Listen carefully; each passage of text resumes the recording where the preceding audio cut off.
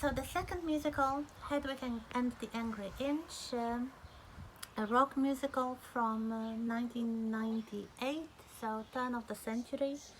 It also started off Broadway, then it was moved to London. Then in 2001 there was a film adaptation, so relatively early on, even before the Broadway staging, there was a film adaptation. You could probably watch the film adaptation or perhaps the 2014 version from Broadway, which was the version that got all the accolades. They didn't get the Tonys originally because they did not stage their show on Broadway, but they got all the Tonys, like Best Revival and Best Leading Actor and Featured Actress and Design and everything uh, in 2014 for the Best Revival, featuring in the leading role Neil Patrick Harris, one of the great actors of the musical theatre, here playing the role of a character who, again, is a very interesting persona because it's really hard to say whether this is a drag queen, probably not, or a transsexual woman, not entirely. Probably you might say they. This is really the moment which warrants the use of singular they, because it's not a he or a she. A queer character, gender fluid character. Anyway, one of the very interesting non-heterosexual, non-heteronormative characters in the modern musical theatre. The musical is a rock musical, and it really feels like, especially the stage version, it feels like being present to a rock concert, or rather backstage at the rock concert, because apparently there is a real rock concert going on, and this artist and their team were not admitted because they wanted to be a support. They were not admitted, so they are doing a concert themselves. And the music and lyrics were written by a young composer, Stephen Trask. If I remember correctly, this is his first musical. He has some experience, he's had some experience with film music, but this is his first stage show. But the book and the whole concept came from another man, John Cameron Mitchell, who also directed and starred in the film adaptation. So the film adaptation is a very personal work of the man who basically created everything except for the music and the lyrics, so the whole play, the whole concept.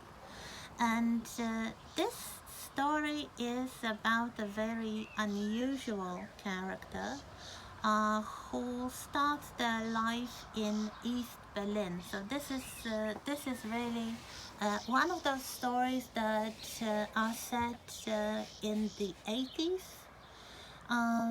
So a little bit like Kinky Boots, a little bit like Billy Elliot. We're going to talk about Billy Elliot next week. So the rather drab and tacky 80s, which have had, well, since then acquired a kind of glamour of their own. So if you look at Hedwig, that's a female persona, so let's call her she. She's wearing high heels and a very characteristic big blonde wig, which looks like something, I don't know, from glam rock or the 80s, early 80s style. And Hedwig, it's especially visible in the film, which has those retrospective moments. Starts their life as a little boy in East Berlin. He probably would grow to accept the fact that he's gay, but perhaps he wants to be a woman, perhaps he wants to be a girl. Anyway, he meets, as this young boy, an American officer. They fall in love.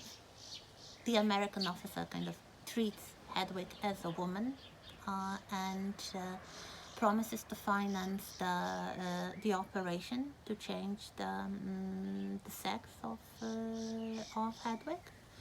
But the operation goes wrong, and now Hedwig is somewhere in between. Not a man and not fully a woman. Basically, a creature without genitals or with mutilated genitals. This angry inch in the title is the name of Hedwig's music group, but also refers to the fact that they are neither male or female, and that the operation really left them basically in between the sexes. So then another very important relationship happens in Hedwig's life. As a tutor or a kind of babysitter, sitter almost, she, because she lives as a woman, she meets a young boy, a teenager, Tommy, whom she falls in love with, and she teaches him everything. She teaches him music, she kind of grooms him into a rock star. She wants to tour the country with him. She wants to be his partner. But of course, this lasts as long as Tommy believes that Hedwig is a woman. When it turns out that she is what she is, he abandons her in a very cruel way, and he steals all the songs, he steals all the music that she's been teaching him, and she actually goes and becomes the rock star. And this is the rock concert that is happening backstage. And Hedwig wants to make herself present to basically shame Tommy into admitting that he abused her, that he stole her music, stole her songs, that basically everything in his stage persona he owes to her. And of course he doesn't want to do that. So what we have is a story about a character looking for their identity. And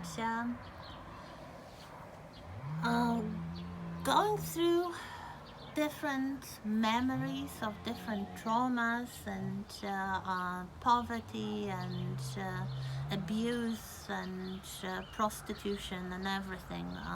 So this is one side of this musical, but then there is another side, and this is supposed to represent the art of Hedwig, the great song, the great music she wrote and she wanted to share with Tommy.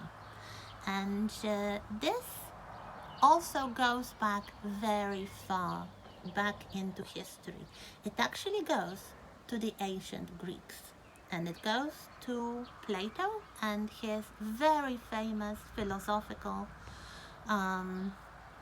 story called the Symposium, when the guests at the house party, including Socrates, start to talk about love and how love appeared. And they tell a mythical story, a story taken from Greek mythology about the origin of love. And for me, this is perhaps the most interesting part of the entire show. In the film version, it is illustrated by an animated sequence. I will give you the link so you can watch it if you don't remember. And if you don't remember the the story from Plato's Symposium, this is the story of soulmates. So, in the beginning, there were creatures that were happy and complete, but they offended gods for something, and gods actually decided to cut them in half. So the former happy and complete creatures were divided, and now each person is only half of the original pair. Some of these pairs consisted of two now male creatures, some of them consisted of two female creatures, most of them consisted of one male, one female, but anyway, there is somewhere in the world your ideal soulmate. And what you should be doing in life is look for this soulmate, because if you find them, you will be complete again. You will be happy forever. You will be absolutely back in the state, in the divine state that humans started with. So this is, of course, the myth quoted by Plato, and this is the dream that Hedwig has of finding her true soulmate, somebody who is her other half. It could be this American soldier who deserted her. It could be Tommy who betrayed her. But then she asks herself or themselves, is there really a possibility for having the second half for someone like me? For someone who's not a man or a woman, who's somewhere in between. Also psychologically, she feels she is a double already. So why should she be looking for a soulmate? And I think this is a really deep question. This is a deep philosophical question, which is again unrelated to a sexual orientation of the character, but rather to the nature of love and to the nature of relationships. And if we look back at many of the musicals that we have discussed, it's always about finding the perfect partner. It's always about finding the mate, the soulmate, your other half. About deciding like who of the two possibilities is a better soulmate for you.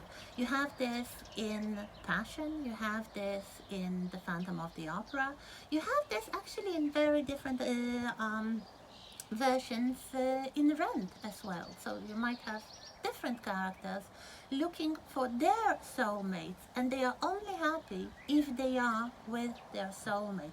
If they fall out, they need to reconcile.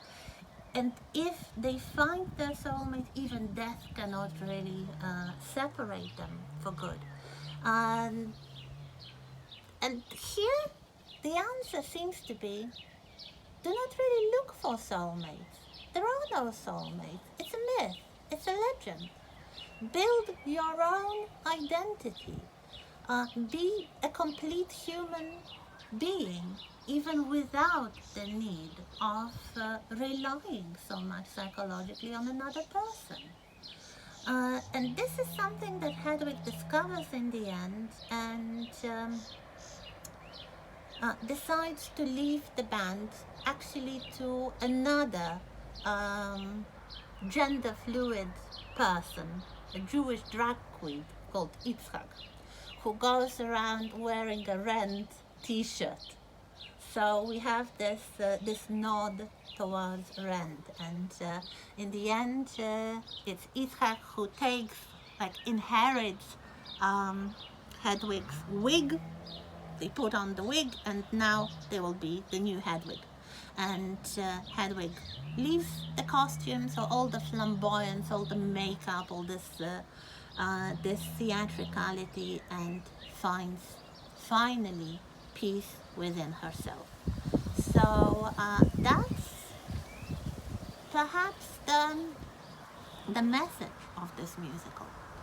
Do not look for soulmates because you may find them or you may not find them, but you need to be your own human being and you need to build an identity that would suit you. So that's it for this week. Next week, we'll talk about musicals about children and for children. And these are not exactly the same categories. So, what I would like you to watch is any version of the musical Annie, Little Orphan Annie or Annie. There are at least three different versions. I would say the first one, the film version, is perhaps the best. Then there was the television version with Kathy Bates, and then there was a few years ago there was a version in which Annie and most of the characters were played by black actors, which was a change. So we may eventually start talking about that, but watch the original version if you can find it of Annie, and try to watch Matilda. Tim Minchin's Matilda. You may recall Tim Minchin from Jesus Christ Superstar, where he played Judas, but he's also a great songwriter and composer and kind of one-man show, and recently he started experimenting with the musical theatre and he made a musical version of a popular British book for children by Roald Dahl called Matilda. So do not watch the film because the film is the adaptation of the book and it doesn't have any music in it. Try to see the stage version of the musical version of Matilda. Okay, so see you next week.